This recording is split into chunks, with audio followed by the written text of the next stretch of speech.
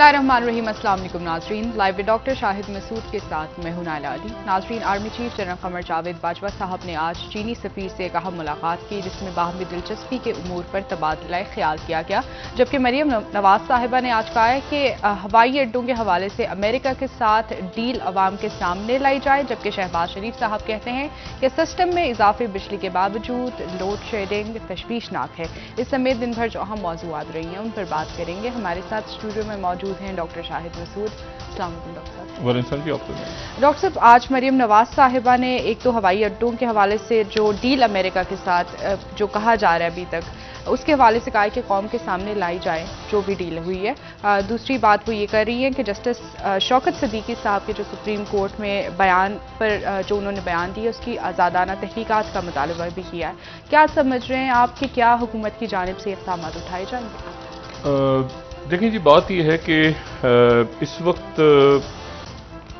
बहुत सारे महाज खुले हुए हैं और जो वज़ीर आज़म इमरान खान साहब हैं उनकी पूरी कोशिश ये है कि वो किसी तरह से एक रोज़ रह गया सिर्फ दरमियान में 11 तारीख को कोई एक ऐसा बजट लिए हैं जिसमें आवाम को किसी न किसी किस्म की कोई रिलीफ हो जी। टैक्सेस में कोई कमी हो या कोई ऐसी बात कही जाए जिसके नतीजे में यानी कोई भी अच्छी खबर हो। लेकिन ज़मीनी हक़ाइक़ ये हैं कि 90 अरब रुपया मुख्तलिफ IPPs को दिया गया है पिछले दिनों, और ये सिर्फ एक हिस्सा है, शायद 40% है सिर्फ, या उससे भी कम है। और पूरे मुल्क में इस वक्त जो है वो बेशतर इलाकों में लोड शेडिंग हो रही है। और अभी हमाद अज़हर साहब का बयान आया कुछ देर पहले, वही कह रहे हैं कि ये कैपेसिटी का इशू नहीं है, बल्कि अगले 2 या 3 रोज़ में बहुत, असल उनका बयान ये है कि बहुत ज़्यादा बिजली मौजूद है सिस्टम में, लेकिन कोई मुआहदे ऐसे हुए हैं कि जिसके नतीजे में वो आगे आवाम तक नहीं जा पा रही। तो अगले 2-3 रोज़ में तरबेला डैम के हवाले से वो कह रहे हैं कि लोड शेडिंग खत्म हो जाएगी। आज सुबह यहाँ पे इस्लामाबाद में बहुत से बच्चे बेहोश हो गए स्कूल में जी। और 41, 42, 43 ये टेम्परेचर और बिजली यहाँ पे जो है एक बड़ा क्राइसिस मुल्क के मुख्तलिफ इलाकों में। अच्छा, अब ये वो इश्यूज़ हैं जो, और अभी तक जो है वो वजारत ख़जाना की तरफ से ये बात नहीं बताई गई कि IMF ने वो जो डेडलॉक है वो ख़त्म हुआ है या नहीं हुआ। IMF जो है वो अपनी शराइत पे अभी तक अड़ा हुआ है। परसों तो बजट आना है और कल इक़्तिसादी सर्वे। अब ये शौकत तरीन साहब के लिए भी बड़ा इम्तिहान है, क्योंकि उनको भी ज़्यादा वक्त तो नहीं मिला कि वो मईशत को किसी तरह से उसकी नोक पलक दुरुस्त करें, ना ही वकार मसूद साहब को मिला है। उनसे पहले ये सारे माहदे वगैरह हो गए थे हफीज़ शेख साहब के, वो क्या थे वो हम नहीं जानते। लेकिन कोशिश बहरहाल पूरी है हुकूमत की कि वो मतलब देखें, इस तरह की जो माशी सूरत हाल में ये तो नामुमकिन है ना कि कहा जाए कि जी कीमतें कम हो जाएंगी फ़ौरन बजट आने के बाद, या बजट आने के फ़ौरन बाद जो है वो दूध की नहरें बह जाएंगी, लेकिन कोई इजाफी टैक्सेशन ना हो, मतलब कोई मज़ीद बोझ अवाम पे ना डाला जाए। ये इस वक्त लोगों का जो है वो मुतालबा है और ये मेरे ख्याल से हुकूमत को करना भी चाहिए। तो एक तो बात ये हो गई। दूसरी जो बात है वो ये है कि जो आपने अड्डों की बात की अफ़गानिस्तान के हवाले से, अब उसमें जो मामला है वो ये है कि ये बहुत ज़्यादा अहम फैसलों के ये दिन हैं। ये मुझे काइंडली दे दीजिएगा जो आपके पास पेपर हैं जी। तो वो जो है वो ये बहुत ज़्यादा अहम फैसलों के ये दिन हैं और थैंक यू। और इसमें जो है इसमें जैसे अफ़गानिस्तान के अड्डों के हवाले से बात की आज मरियम नवाज साहबा ने, और ये तरदीद भी हुई कि जी तरदीद इस तरह से हुई कि CIA के जो ऑफिशियल्स हैं वो आए पाकिस्तान, वो राब्ते में हैं वो, और अक्सर होती हैं मुलाकातें। ये मुलाकातें जो हैं ये पब्लिक नहीं की जाती ये मुलाकात, लेकिन चूँकि न्यूयॉर्क टाइम्स ने इसको कोट कर दिया, मतलब इंटेलिजेंस ऑफिसर्स की मुलाकातें एक रूटीन है। लेकिन इस मुलाकात को उन्होंने कोट किया और ख़ास तौर पे कुछ इस अंदाज में कोट किया, और फिर जैक सुलिवन ने भी इसका जिक्र किया कि पाकिस्तान के साथ हमारी बातचीत जारी है, लेकिन इम्कानात कम हैं, और लेकिन बातचीत जारी है। तो पाकिस्तान की तरफ से भी आज फिर ये बात की गई है कि जी वो अड्डे वगैरह कोई यहाँ पे दिए नहीं जा रहे, लेकिन क्या बात हो रही है ये तो अवाम के सामने आना ज़रूरी है। और होता देखें ये है कि उस वक्त जब ये 2001 के अंदर भी जब मामला तय हुए थे तो हमें तो नहीं पता था, हमें तो उस वक्त पता चला जब 2011 में ये वो अड्डे बंद कर दिए गए तो पता चला कि अड्डे थे भी।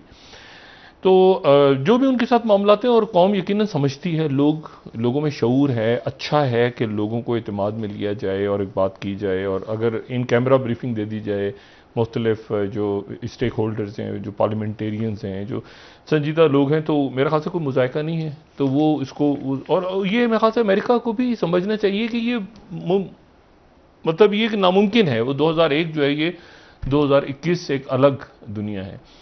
और इसमें अब देखें ना, कुछ देर पहले प्रेसिडेंट बाइडेन जो है वो उन्होंने अपना सफ़र शुरू किया है, और उनका सफ़र शुरू हुआ है बरतानिया के लिए, और वो अर्ली मॉर्निंग आवर्स के अंदर जो है या चंद घंटों में वो बरतानिया वो लैंड करेंगे। और उसके बाद साउथ वेस्ट बरतानिया का जो इलाका है कॉर्नवाल, वहाँ पे वो उनकी जो है वो G7 समिट जो हो रही है, उससे पहले उनकी कल वो परसों शुरू होगी, यानी जिस दिन पाकिस्तान में बजट आ रहा होगा वहाँ पे G7 समिट शुरू होगी जी। और कल जो है उनकी वो बोरिस जॉनसन से मुलाकात होगी जो बरतानवी वजीर आज़म है। ये दोनों शख्सियात की पहली मुलाकात है, यानी कभी बोरिस जॉनसन जो है वो अमेरिकन प्रेसिडेंट से नहीं मिले। और ये जो मुलाकातें होती हैं ना, चाहे वो रूजवेल्ट की मुलाकात चर्चिल से हो, मतलब बरतानवी वजीर आज़म और अमरीकी सदर की मुलाकात को लोग हमेशा बड़े गौर से देखते हैं। मतलब रूजवेल्ट चर्चिल की मुलाकात हो, या आप समझें कि रेगन और मार्गरेट थैचर की मुलाकात हो, या आप कहें कि बिल क्लिंटन और टोनी ब्लेयर की मुलाकात हो, या फिर बुश और टोनी ब्लेयर की मुलाकात हो, इन मुलाकातों को लोग बहुत इम्पोर्टेंस देते हैं, ख़ास तौर पे उस वक्त जबकि मतलब ये कोल्ड वॉर से जब से हुआ है, तो ये बरतानिया और अमेरिका के जो सदर और वजीर आज़म बरतानिया की मुलाकात को बड़ी अहमियत दी जाती है। ये मुलाकात कुछ अजीब सी है। एक तो दोनों की शख्सियात जो हैं वो मतलब बोरिस जॉनसन भी अपनी ज़ात में अंजुमन है, और बाइडेन जो है वो भी अपनी ज़ात में एक सुपर अंजुमन है। लेकिन मसला ये है कि वो कुछ देखते हैं कि कल ये किस तरह से आपस में मिलते हैं, लेकिन इशू ये है कि बोरिस जॉनसन के लिए ये बहुत बड़ी बात है। तो बोरिस जॉनसन जो है मतलब इस तारीखी मौके पे जो है वो अच्छा वो कह रहे हैं कि ये जो उनका नारा है ना, अमेरिका इज़ बैक, ये नारा जो है ये कुछ नारा ही अजीब सा है। इनका जो स्लोगन है ना प्रेसिडेंट बाइडेन का कि अमेरिका इज़ बैक, इसका मतलब अमेरिका कहीं उसकी लाइट ऑफ हो गई थी दरमियान में तो लाइट वापस आ गई है। मतलब अमेरिका इज़ बैक से क्या मतलब है? टार्जन इज़ बैक, मतलब टार्जन की वापसी, मतलब अमेरिका इज बैक, मतलब अमेरिका कहाँ था जो वापस, उनका वो है अमेरिका इज बैक, यानी कि ट्रम्प के बाद मतलब नहीं तो कहाँ क्या, मतलब टार्जन इज बैक इस तरह से होता है ना, या आप कहें कि वो किसी मतलब क्या मतलब एनीवे। तो अब वो बहरहाल अब वो उनकी मुलाकात हो रही है बोरिस जॉनसन से। अच्छा पीछे वहाँ पे उनके क्राइसिस है, एक इंटरनल क्राइसिस है अमेरिका में, और वो क्राइसिस उनका डोमेस्टिक क्राइसिस है। बिल वगैरह मंजूर उन्होंने करवाने, चूँकि वो सेनेट के अंदर, हाउस के अंदर 50 वो सेनेट और सॉरी रिपब्लिकन्स और डेमोक्रेट्स और वो एक अंदर खप पड़ी हुई है। बहरहाल उसको हम डिस्कस नहीं करते, लेकिन असल जो बात है वो ये है कि ये प्रेसिडेंट बाइडेन के लिए बहुत, और मैं प्रेसिडेंट बाइडेन भी नहीं कहूँगा, मैं आपसे ये कहूँगा कि ये जो जमहूरियतें हैं, आप इसको जमहूरियतें कह लें, लेकिन जमहूरियतें हैं भी नहीं। मतलब वो असल में जमहूरियतें भी कहीं अजीब एक नाम लेके वो चली। लेकिन जैसे नेटो है मिसाल के तौर पे, अब यानी पे दर पे 3 कॉन्फ्रेंसेज हैं, G7, अच्छा पैनिक देखें ना, पैनिक का एहसास हो रहा है। G7, यूरोपीय यूनियन, नेटो, मतलब पे दर पे एक ही दौरे में 3 जो है वो आपको मुलाकातें नजर आ रही हैं, और फिर साथ बोरिस जॉनसन के साथ भी है और तैयब एर्दोगन के साथ भी है और फिर पुतिन के साथ भी है। तो इतनी मतलब अपनी जगह G7 ही बहुत बड़ी चीज थी, अपनी जगह EU के साथ ही मुलाकात बड़ी चीज थी, अपनी जगह नेटो की, लेकिन वो पै दर पै जो होता है ना, एक दिन ये एक दिन ये एक दिन, तो किसी को समझने का मौका ही नहीं मिलेगा। वो भी कोई EU पे डिस्कस कर रहा होगा तो नेटो शुरू हो जाएगी, नेटो पे पुतिन आ गया। और इसमें एक बात बड़ी अहम है और वो ये है कि जो बोरिस जॉनसन है, बोरिस जॉनसन का एक तो स्कॉटलैंड का मामला उधर पेश है, दूसरा ये है कि जब ब्रेग्जिट से निकल रहे थे तो उस वक्त जो प्रेसिडेंट बाइडेन का मौकफ ये था कि ब्रेग्जिट से नहीं निकलना चाहिए बरतानिया को ब्रेग्जिट का हिस्सा रहना चाहिए, लेकिन अब बहरहाल वो ब्रेग्जिट से निकल गया। तो अब देखते हैं कि उस पर क्या बात होती है। नॉर्दर्न आयरलैंड के ऊपर इख्तलाफ चल रहे हैं, आयरलैंड जो है वो यूरोपीय यूनियन का हिस्सा है, नॉर्दर्न आयरलैंड के ऊपर भी इख्तलाफ, वो अब किस तरह प्रेसिडेंट बाइडेन बात करते हैं। जो बड़ी बात है वो ये है, जो इंपॉर्टेंट हमारे लिए, पाकिस्तान के लिए या सारी दुनिया के लिए, वो बहुत इंपॉर्टेंट ये है कि नेटो की फौज जो अफगानिस्तान में मौजूद है, नेटो एक अस्करी इत्तेहाद है, एक फौजी इत्तेहाद है, लेकिन उसका अगर आप उसको देखें, वो 1949 में जब बना था तो उसका जो चार्टर है, उस चार्टर के इब्तिदाई में लिखा हुआ है कि ये जमहूरी ममालिक का एक दिफाई निजाम होगा, जिससे जमहूरी क्योंकि सोवियत यूनियन के खिलाफ बन रहा था, कम्युनिज्म के खिलाफ, तो जमहूरी ये अल्फाज उसमें बार बार इस्तेमाल हुए हैं। लेकिन हकायक ये हैं कि जब ये रहा सोवियत यूनियन अपनी जगह और अमेरिका अपनी जगह रहा, तो यानी तुर्की में भी फौजी बगावतें, मेरे ख्याल से 1952 में भी वहाँ फौजी थी, बाकी मुल्कों में भी बगावतें होती रहीं, वो हिस्सा रहे, कहीं पे जमहूरियत आ रही है, कहीं पे जा रही है, कहीं पे बादशाहतें बैठी हैं, कहीं पे, लेकिन उस वक्त लोगों का ध्यान जो था वो था कि कम्युनिज्म या जमहूरियतें, मगरबी जमहूरियतें। अब चूंकि वो ख़त्म हो गया सारा सिलसिला, तो अब प्रेसिडेंट बाइडेन ये कर नहीं सकते कि वो किसी ऐसे मुल्क को, देखिए ना, पहले तो हो गया ना, माशाल्लाह लग गया पाकिस्तान में, तो जनाब अमेरिका ने फौरन कहा GINU, ठीक है, अयूब खान आ गए या जियाउल हक आ गए या परवेज मुशर्रफ आ गए। अब आप देखिए म्यांमार के अंदर आया है तो उधर चाइना भी पीछे है, आसियान मुल्क आगे हैं, म्यांमार को कौन संभालेगा? अमेरिका संभालेगा, चाइना संभालेगा, आसियान कंट्री संभालेगी, उनकी जनता से कौन बात करेगा, कौन नहीं करेगा, एक फड्डा पड़ा हुआ है। और इस बात को महीने गुजर गए, कई महीने गुजर गए कि म्यांमार के साथ करना क्या है, मतलब वहां पे फैसला नहीं हुआ, पाबंदियां लग गई, उधर से भी लगी हुई, उधर से भी लगी हुई, कोई बात ही खुल के नहीं कर पा रहा कि 1 मिनट, क्योंकि चाइना जो है, चाइना ये बता रहा है दुनिया को कि आपसे ज्यादा तो हम जमहूरी हैं, आपसे ज्यादा तो हम मुसलमानों का ख्याल करते हैं, आपसे ज्यादा तो हम जो है वो तिजारत के हवाले से, ठीक है ना, तो वो भी बात, वो भी ह्यूमन राइट्स के हवाले से वो भी कोई बात नहीं कर रहे। उधर से अमेरिका जो है वो भी किसी ऐसी कोशिश की अब पोजीशन में नहीं है। और देखिए दूसरी बात जो सबसे अहम है वो ये है कि ये पूरे मगरिबी सिस्टम का एक, अब मैं आपको बताऊं कि जो EU है, EU के अंदर ये सॉरी G7 क्यों नहीं, G7 क्या भला है? G7 एक मुर्दा घोड़ा है। G7 का मतलब ये है कि वो बड़ी मईशतें, वो बड़ी इकोनॉमीज जो 1975 में दुनिया का 80% पैसा जिनके पास था, 1975 में 80% उनके पास था और 20% गरीब मुल्क थे, छोटे छोटे, ठीक है, जिनके पास 20% पैसा था। आज बाकी दुनिया के पास 80% पैसा, इनके पास 40% पैसा, मगर G7 नाम है इनका जी, ठीक है। एक बात तो ये होगी, तो ये तो G7 तो नहीं है, G7 तो वो हैं जो कि अब अक्सरियत में बाहर चले गए। उस वक्त भूखे नंगे तरक्की पजीर ममालिक सिर्फ 20% थे, तो ये G7 बन गया था। एक तो दुनिया बदल चुकी है। दूसरी बात यह है कि 3 मुल्कों को, ये एक इंपॉर्टेंट बात है जो मैं कहने जा रहा हूं, 3 मुल्कों को दावत दी गई है कि आप इसमें शरीक हों। एक है ऑस्ट्रेलिया, ठीक है, एक है इंडिया, उनकी डेलीगेशंस आ रहे हैं, और एक है जनूबी कोरिया। और इरादा यह है कि इस G7 को D10 बना दिया जाए। D से मतलब है डेमोक्रेसी, सही, यानी G7 तो अब मैशत तो नहीं रही ना, लेकिन तो इस इत्तेहाद को दुनिया की 10 बड़ी जमहूरियतें या 20 बड़ी जमहूरियतों, D20 भी, यानी इसको, हाँ, यानी इसको यहां से G7 से मीशत तो नहीं रही ना, अब तो आपको नाम बदलना पड़ेगा G7 का। तो D10 का नाम एक ज़ेरे गौर है कि आने वाले कुछ महीनों में, या इस पे बातचीत चल रही है यूरोप के अंदर, अभी शुरू हो गई है कि इसको D10 बना दिया जाए, और फिर उसके बाद रास्ता खुला रखा जाए कि मजीद इसमें अगर मुल्क आना चाहें तो वो भी आ जाएं। लेकिन मसला यह है कि जो कई मुल्क ऐसे हैं, तो जो ये बन रहा है, ये आपका जो EU बन रहा है, सॉरी जो EU है, EU का जो इजलास है, पहले तो G7 का इजलास है तो चाइना के अगेंस्ट है, और उसके ऊपर पाबंदियां आज आयद की, मजीद पाबंदियां अमेरिका ने लगा दी हैं।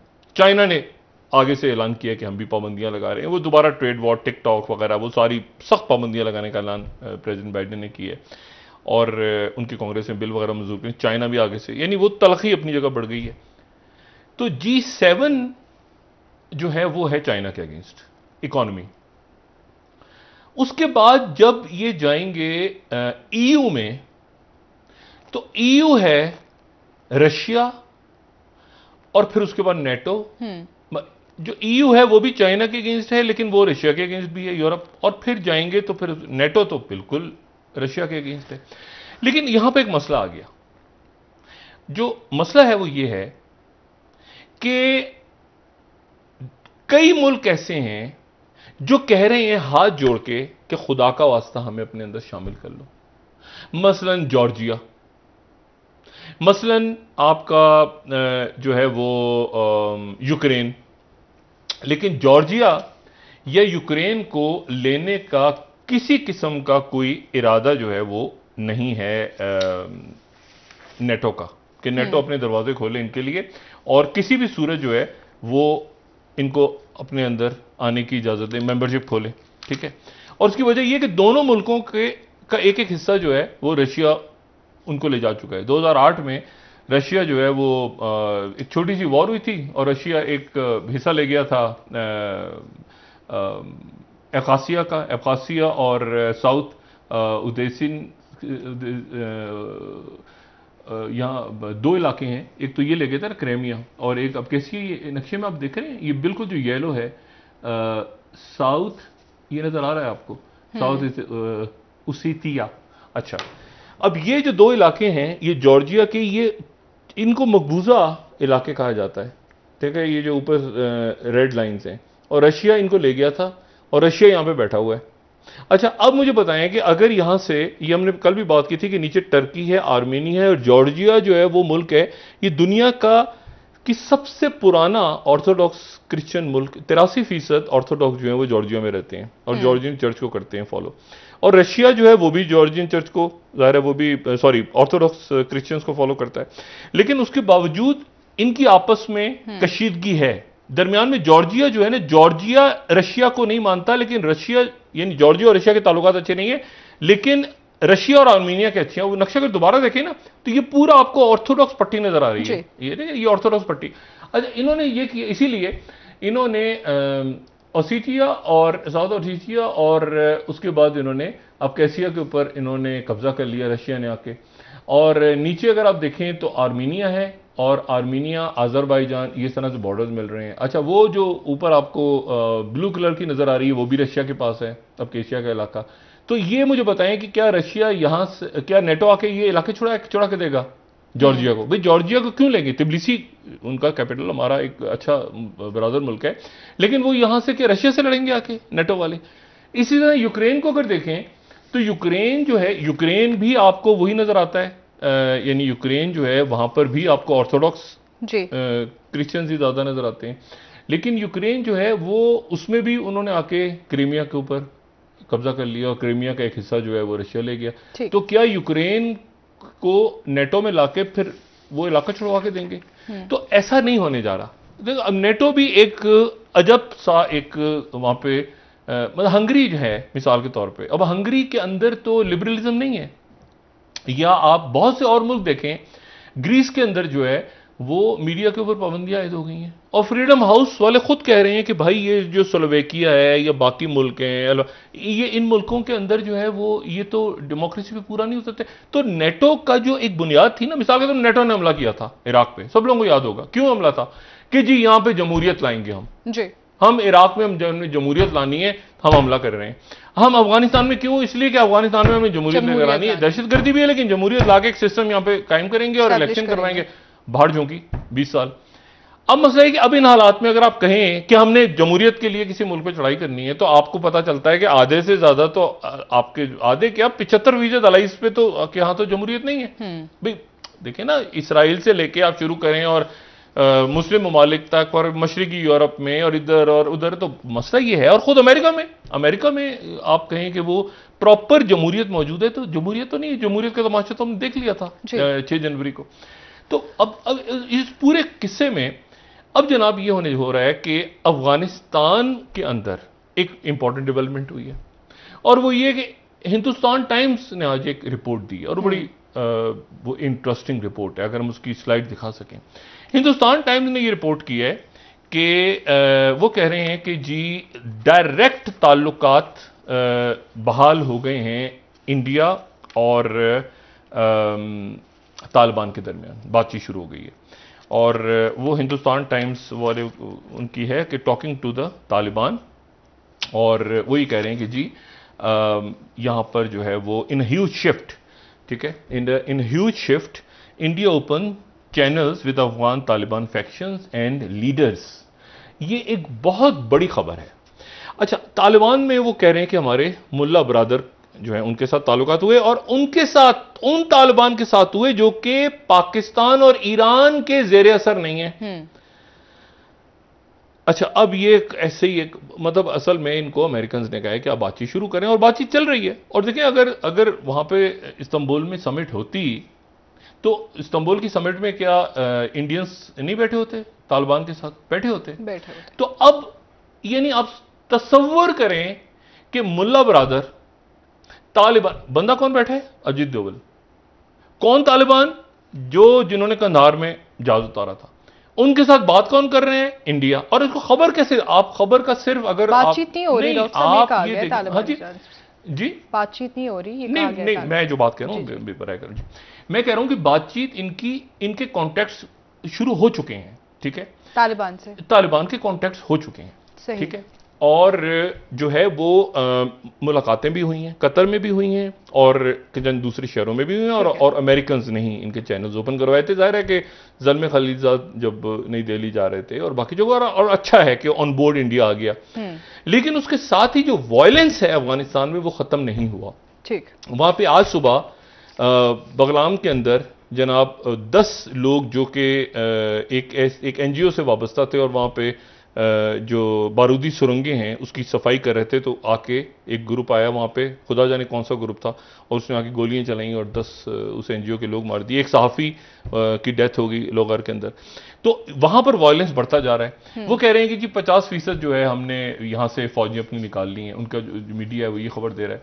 लेकिन अब इशू ये है सारा कि इसमें अफगानिस्तान के अंदर अब नेटो निकल गया अमेरिका से पूछे बगैर। अच्छा, दूसरी एक बहुत इंपॉर्टेंट बात, एक और आइडिया सामने आ गया है, और वो है ब्लू डॉट नेटवर्क। अच्छा, ब्लू डॉट नेटवर्क। अब ये ब्लू डॉट नेटवर्क क्या चीज है? ब्लू डॉट नेटवर्क ये है कि America belt and road initiative के मद्दे मुकाबिल, जो कि चाइना का एक प्रोजेक्ट है, उसके मद्दे मुकाबिल दुनिया में एक ब्लू डॉट नेटवर्क लाने की कोशिश कर रहा है, ठीक है, जिसमें अमेरिका के, जिसका 94 ट्रिलियन डॉलर्स जिसका बजट है, और उसमें जापान, ऑस्ट्रेलिया और अमेरिका, और इसके ऊपर कुछ अर्से पहले मेरा ख्याल है CSIS की रिपोर्ट थी, और कोई रिपोर्ट अगर हमारे पास पड़ी हो, US डिपार्टमेंट ऑफ स्टेट है हमारे पास, उनकी है ये CSIS की रिपोर्ट थी, कनेक्टिंग द ब्लू डॉट्स। अच्छा, और फिर उसके बाद US डिपार्टमेंट ऑफ स्टेट की भी है कि blue dot network. What is blue dot network? अब ब्लू डॉट नेटवर्क ये है, तो रुकिए जरा इधर ही 1 मिनट जरा प्लीज इसको जी। Blue dot network, what is blue dot network? Blue dot network जो है वो ये है, थोड़ा सा इसको मैं इसके ऊपर की लाइन पढ़ना चाह रहा था ब्लू डॉट नेटवर्क की जी, कि वो नेटवर्क ये कहता है कि गवर्नमेंट्स को, प्राइवेट सेक्टर्स को, और दुनिया भर का प्राइवेट सेक्टर, कॉर्पोरेट सेक्टर्स को, सबको इकट्ठा करके एक इंफ्रास्ट्रक्चर प्रोजेक्ट पूरी दुनिया में बनाया जाए, ग्लोबल इंफ्रास्ट्रक्चर प्रिंसिपल्स पे, और उसकी सर्टिफिकेशन हो ब्लू डॉट नेटवर्क के नाम से, और वो पूरी दुनिया में market driven transparent financial sustainable development projects बनाएगा। किसके मुकाबले पे? Belt and road. ठीक है। ब्लू, अच्छा ब्लू नाम पे फड्डा खड़ा हो गया कि ब्लू जो है इसका मतलब समंदर में होगा, क्योंकि उनका रेड है तो क्या उनका जमीन है। लेकिन ये अभी तक इस प्रोजेक्ट को जितना CSIS उनका जो बड़ा थिंक टैंक है या बाकी लोग हैं, उनसे मेरी बात, मैंने कहा ब्लू डॉट नेटवर्क पे आपकी इन्वेस्टमेंट कौन करेगा? मतलब $94 ट्रिलियन का प्रोजेक्ट है। तो वहां 2019 में आसियान की कॉन्फ्रेंस हो रही थी, तो वहां पे ट्रंप दौर में ऐलान हो गया था कि BRI के मुतबादिल एक दुनिया भर में, और ये तमाम हुकूमतें। कमाल की बात यह है कि चाइना ने ऐलान कर दिया है कि हम भी ब्लू डॉट नेटवर्क का हिस्सा बनेंगे। अच्छा, सही। इन्होंने कहा ना सारी दुनिया आ सकती, तो चाइना ने कहा हम भी आएंगे। सही, ठीक है, हम भी अपने 2-4 इसमें वो डाल देंगे जाके क्या कहते हैं, अपने चने बीच में। अब इशू ये है कि क्या ब्लू डॉट नेटवर्क, देखिए अनाउंस कर चुका है अमेरिका, उनके स्टेट डिपार्टमेंट में मौजूद है कि ग्लोबल नेटवर्क इंफ्रा, इसके ऊपर बात करने जा रहे हैं। और मैं वक्त पे जाने से पहले सिर्फ एशिया टाइम्स की स्टोरी आज की एक शेयर कर लूं। वो कह रहे हैं कि Biden's blue dot network seeks to derail China's belt and road. अच्छा, ये जनाब आज उन्होंने एशिया टाइम्स ने बताया है कि US driven infrastructure initiative is a wider strategic challenge China's perceived trade practices. लेकिन सवाल, और 150 एग्जीक्यूटिव्स से बात हो गई है। इसमें वो कह रहे हैं कि इंडिया के भी लोग हैं, इसमें वो कह रहे हैं यूरोप के भी लोग हैं, ऑस्ट्रेलिया के भी लोग हैं।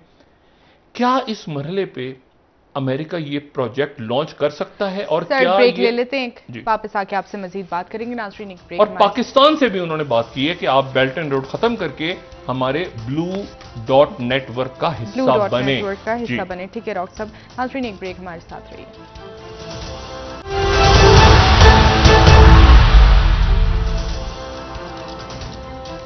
वेलकम बैक नाज़रीन। जी डॉक्टर साहब, ब्रेक से पहले आप बात कर रहे थे कि जो ब्लू डॉट नेटवर्क अभी आने वाले दिनों में एस्टेब्लिश होने वाला है, उस पर चाइना इन्वेस्टमेंट के लिए, देखिए स्टेट डिपार्टमेंट का जो उन्होंने इस पे बात की है, वो तो बात बिल्कुल हमने सामने भी की, और इस पे जो है वो पूरी दुनिया के सामने है ये प्लान। लेकिन मैंने आपसे बात की ना, ये 94 ट्रिलियन का जो उनकी वेबसाइट के ऊपर भी ये बात है, और फिर centre for strategic and national studies जो है उनका भी एक पेपर इसके ऊपर आया हुआ है ब्लू डॉट नेटवर्क का, जो भी हमने अभी दिखाया थोड़ी देर पहले स्क्रीन पे, अगर दोबारा दिखा देंगे तो बड़ी मेहरबानी होगी। तो उसमें अब इशू ये है कि ये जो ब्लू डॉट नेटवर्क है, इसके ऊपर बात इनकी पाकिस्तान से भी हुई है और बाकी मुल्कों से भी हो रही है। ठीक है, और उसमें वो ये कह रहे हैं, इंपॉर्टेंट बात जो है ना इसकी, ये जो पहली लाइन है इसकी कि what is blue dot network, वो कह रहे हैं कि प्राइवेट सेक्टर, यानी इसमें और चाइना के प्रोजेक्ट में फर्क ये है कि इसमें आपके पास प्राइवेट इन्वेस्टमेंट्स आ रही होंगी और आपको पता नहीं चलेगा कि ये ब्लू डॉट का हिस्सा है। ठीक है, मिसाल के तौर पे एक बड़ी कोई जॉइंट कंपनी अमेरिका से या यूरोप से जो ब्लू डॉट के साथ कनेक्टेड हो, ब्लू डॉट नेटवर्क के साथ, वो आके कहे कि जी हम इस मुल्क के अंदर अपने ऑफिस खोल रहे हैं, इस मुल्क में हम अपनी सरमायाकारी कर रहे हैं, तो ये ब्लू डॉट नेटवर्क का हिस्सा होंगे आप। लेकिन ये बेल्ट एंड रोड इनिशिएटिव के फिर खामोश शराइत ही होंगी कि आपने जो मुल्क भी इसका हिस्सा, यानी इसका हिस्सा बनेगा, और ये सारे के सारे जो मल्टीनेशनल कंपनीज हैं अल्टीमेटली जो वेस्टर्न बेस्ड हैं, जो अमेरिका में या जो उनके अलाइज हैं नेटो में, देखें कौन कौन से मुल्क ऐसे हैं जो इसमें इंक्लूड करते हैं अपने आप को, अपने बड़े जायंट्स को। लेकिन वो ये कहते हैं कि जी जो फिर उसका हिस्सा बन जाएगा तो साथ कंडीशन ये होगी कि आपने फिर बेल्ट एंड रोड इनिशिएटिव से पीछे हटना होगा। अच्छा, एक तो ये बात होगी। दूसरी जो बात है वो देखें कि जो सबसे ज्यादा दुनिया की नजर है इस वक्त वो ये है कि ये जो अमीर तरीन ममालिक हैं ये वैक्सीनेशन के लिए क्या करते हैं। मतलब मैं आपको सिर्फ ये बताऊं कि जो G7 मुल्क मिल रहे हैं, अभी जो मेरे पास फिगर्स हैं, इन बड़े मुल्कों में से जापान के अलावा, जापान की फिगर थोड़ी सी, लेकिन अगर आप मजमूई तौर पे देखें इन मुल्कों को, जो 7 मुल्क हैं, इनमें से हर 100 में से 76 अफराद को वैक्सीन लग चुकी है, 76%। और जबकि जनूबी अमेरिका, जो साउथ अमेरिका के जो उनके ममालिक हैं, वहां पर 100 में से सिर्फ 31 को लगी है वैक्सीन, 31%। और अगर पूरे अफ्रीका को लें तो 100 में से 3%। तो ये जो है ये है कि ये मुल्क किस तरह से फौरी तौर पे दुनिया को ये मैसेज देते हैं कि जी हम आपको वैक्सीन देने जा रहे हैं।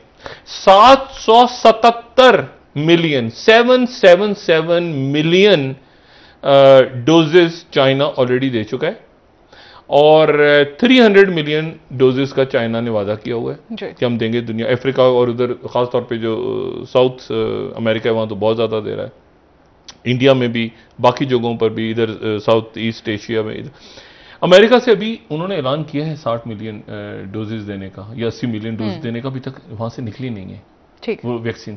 तो अमेरिका ने और इन मुल्कों ने बाकी दुनिया के लिए क्या करना है वो एक इम्तिहान है, बहुत बड़ा इम्तिहान है कि आप क्या करते हैं। फिर उससे हटके बात ये सारी कि ये नेटो तो यहां पे खत्म हो गया। जब आप ईस्टर्न यूरोप को ही सेफ नहीं कर सकते, जब आपके सामने मुल्क जाके हाथ जोड़ रहे हैं कि खुदा का वास्ता, देखिए कई मुल्क शामिल ही नहीं हुए ईयू के अंदर, वो ईयू में नहीं आ रहे, ना वो नेटो का हिस्सा बन रहे हैं, वे फिनलैंड नहीं बन रहा, स्वीडन नहीं बन रहे, कई मुल्क ऐसे ही यूरोप के जो बनने को तैयार नहीं हो गए, हम न्यूट्रल रहेंगे, हम दूरी अच्छे हैं। तो बात यह है कि इंपॉर्टेंट बात यह थी कि क्या आप पोलैंड को, जो मैंने कल भी बात की थी कि सवाल की गैप जो दरमियान में आता है बेलारूस, और बेलारूस के अंदर एक इंपॉर्टेंट बात यह कि बेलारूस एक जमीनी इलाका है, मतलब यहां से वो पुरानी थॉट्स आती है ना कि वो जनाब फ्रेंच आ रहे हैं, अटैक कर रहे हैं, सोवियत फौजें, सेकंड वर्ल्ड वॉर हो रही है, फर्स्ट वॉर, जितनी दफा भी सोवियत यूनियन पे तारीख में अटैक हुआ है वो यहीं से हुआ है। जैसे मैंने कहा ना कि इंडिया के जहन में हमेशा ही पाकिस्तान की तरफ उनका ध्यान क्यों रहता है, पाकिस्तान ओरिएंटेड वो क्यों है, इसलिए कि भारत पे जब भी हिंदुस्तान पे हमला हुआ है तो मगरिब से हुआ है, अफगानिस्तान से घोड़े आ रहे हैं दौड़ते हुए, ठीक है ना, मतलब यहां से कभी गजनवी खानदान, कभी गौरी, कभी मुगल, वो इधर से आ रहे हैं, तो उनका ध्यान इधर ही रहता है। कभी उन्होंने सोचा ही नहीं था कि पहाड़ों के उस पार कोई मखलूक रहती है जो कि चाइना तहजीब है और वो भी कभी आ सकती है, क्योंकि आपका जहन होता है ना, तारीख पढ़ते हैं आप लोग, इधर से ही हमला होगा, हमेशा इधर से ही होगा, इधर से ही होता रहे ना, हमेशा इधर से होता रहा, इधर से होता रहे, तो उनका ध्यान इधर ही लगा रहा है पाकिस्तान की तरफ, मगरिब। उन्होंने कभी नहीं सोचा कि शुमाल की तरफ से भी मामला हो सकता है। इसी तरह से अगर आप रशिया को देखें और यूरोप को देखें तो उनकी नजर वहीं पर है, उसी जगह पर जहां से जंगें हुई हैं, जहां से टैंक गए हैं या टैंकों से पहले घोड़े गए हैं या जो सोवियत फौजें लड़ रही हैं।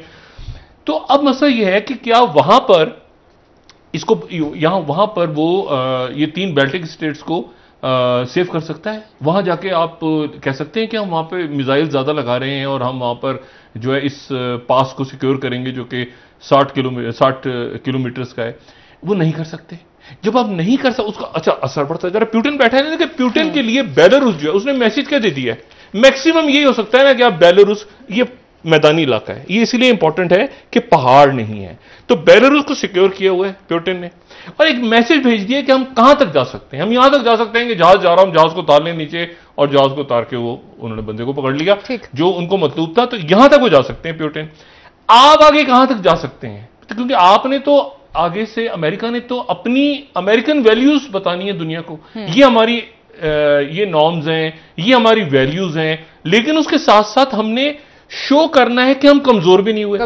ये मेरा ख्याल है कि ये जो पे दर पे मीटिंग्स हो रही हैं, हाँ। इसके नतीजे में ऑलरेडी प्यूटिन मजबूत हो गया, क्योंकि वो प्यूटिन ये कहेगा ना कि 1 मिनट ठहर जाए, ये प्यूटिन और चाइना खुश हो रहे हैं, हंस रहे होंगे इस वक्त बैठ के कि आते ही पहले 6 महीनों में पहले आपने कहा किलर, फिर आपने उसको कहा कि, और जब 2011 में प्रेसिडेंट बाइडेन की मुलाकात, तो प्यूटिन से कहा तुम्हारे अंदर लगता है मुझे रूह नहीं है, तुम बेजमीर आदमी हो, और प्रेसिडेंट बाइडेन ने कहा मैं आंखों में आंखें डाल के कहा। अब उस बंदे के साथ आप एक ईयू, एक नेटो, एक G7, ये चाइना और रशिया को तो ऑलरेडी वो तो हंस रहे बैठे हुए, क्योंकि आज चाइना में सेंट्रल एशिया और सेंट्रल यूरोप के ममालिक की एक नुमाइश हो रही है चाइना में, तो वो तो यूरोप उधर पहुंचे हुए, यूरोपीय कंपनीज वो चाइना पहुंची हुई हैं। ठीक है सर, ब्रेक ले लेते हैं, वापस आके आपसे बात करेंगे। नाज़रीन, ब्रेक।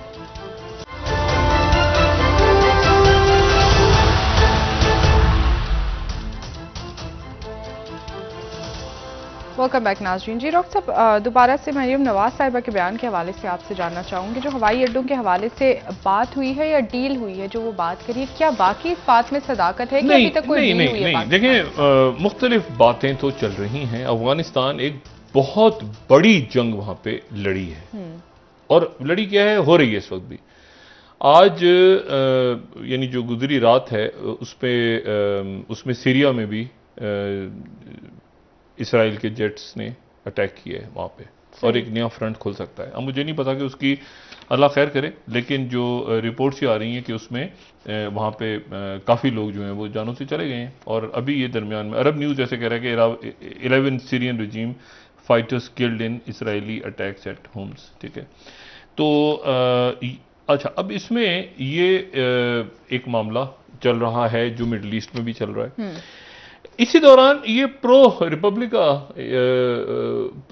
पब्लिका सॉरी एक इनकी वेब स्पेस, और ये बड़ी, वहां पर वो सीक्रेट आईआरएस फाइल्स के नाम से एक जनाब लीक हो गया, बहुत बड़ा एक डेटा वहां पे लीक हुआ है।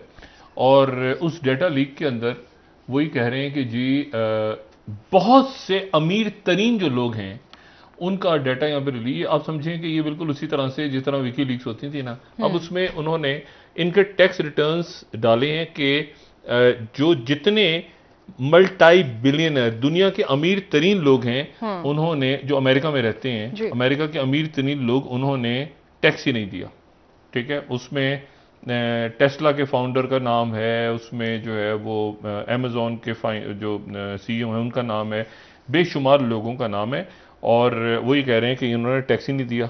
ठीक है, और ये टैक्स इवेडर्स हैं, और इनके खिलाफ फिर प्रेसिडेंट बाइडेन ने भी कहा है कि मैं भी इनके खिलाफ सख्त कार्रवाई करूंगा। तो एक तो ये इशू हो रहा है। दूसरा जो मैंने आपसे कहा ना कि ये जो मैं इसमें ब्लू डॉट में बड़ा इंटरेस्टेड हूं।